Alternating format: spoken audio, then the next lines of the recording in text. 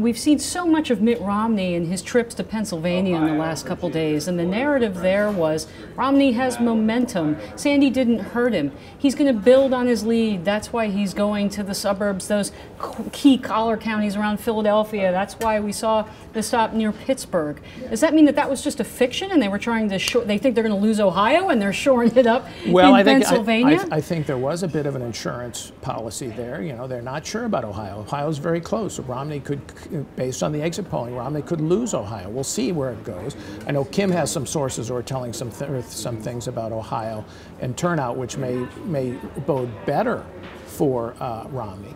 But you know, they thought, okay, maybe we can stage, in essence, a sneak attack late in Pennsylvania, Romney thought, because the Democrats weren't paying attention. They had run the attack ads against Romney all summer, the way they ran them in Florida and Virginia and Ohio and elsewhere.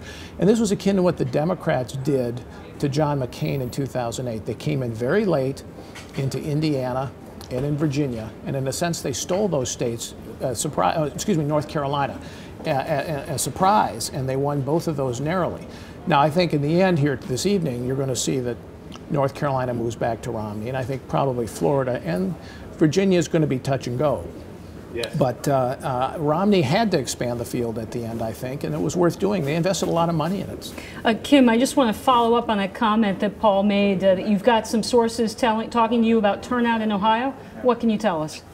Well, the thrust of the GOP argument is this: that if you look at the exit polls, which currently show, they sort of modeled the same thing that you saw in some of the final state polls, that Obama has a 2 or 3 point lead in Ohio, according to the exit polls. The Republicans are taking a bit of issue with this. They say that the exit polls show a partisan turnout advantage for Democrats of 8 points, which would be as big as their historic win in 2008 in the state. They think it's just simply not possible that it could be that large, given what they're seeing on the ground. And I had mentioned earlier, you know, places like Butler County, a big GOP stronghold, they are seeing that GOP turnout in that county was enormous compared to 2008.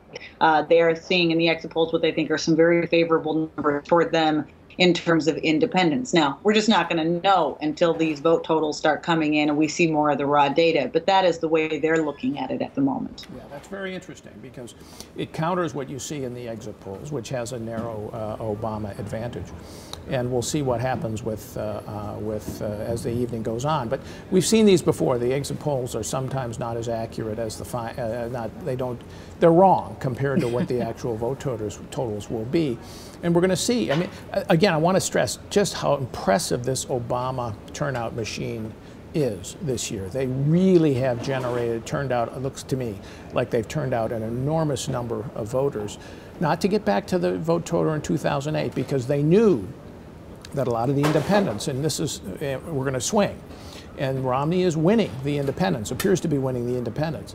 But they've turned out the Obama machine have countered that by turning out an awful lot of Democratic votes.